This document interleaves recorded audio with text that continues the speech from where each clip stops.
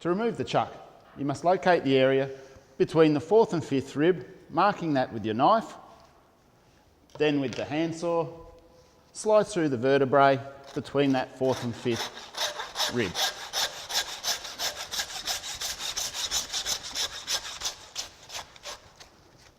Now that we've cut through the bone, slice halfway through, hitting the bowler blade at the outer edge of the carcass. Then locate the seam between the chuck and the blade with your knife. You'll be able to gently pull that away a bit. Once you've been able to open that up a bit, using your hip, just slice through the membrane, releasing the chuck. Then from the top point end there, slice around the bowler, removing the chuck. To bone out the chuck, this process is a little bit more difficult. To start with, I have to run my knife around the hills and valleys on either side of the chuck bone. You'll find there's a lot of little ridges as you follow the bone along. We've removed one side, and gently, carefully run your knife around the other side of the neck bone. Turn the chuck around. Then run your knife between the chuck and the feather bone to release the meat from that area. Once you've marked all the way around the neck bones, roll the chuck over, then holding your knife hard against the rib bones, slice through, removing the meat.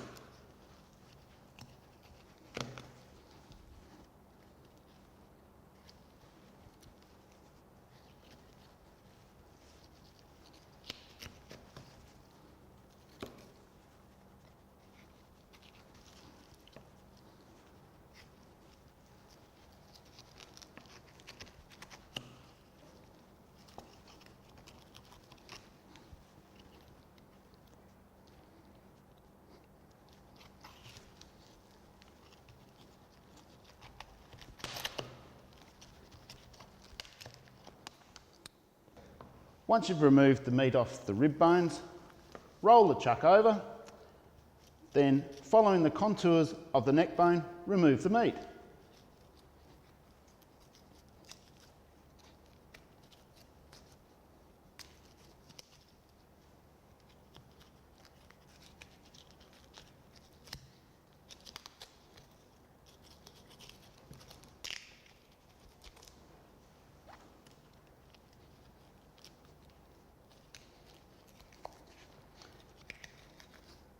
This section of the neck has a lot of hills and valleys as well.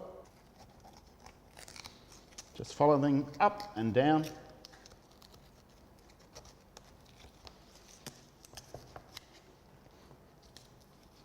Finally,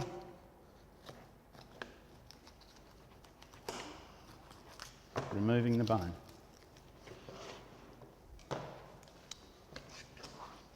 There's your boneless chuck. The chuck is the most difficult primal to bone out, and the mark of good butchery is to remove as much meat as possible.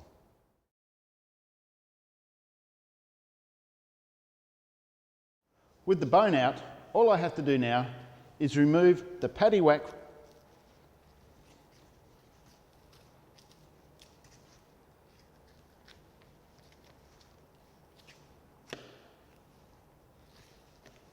then square up the sides of the chuck, removing any excess meat,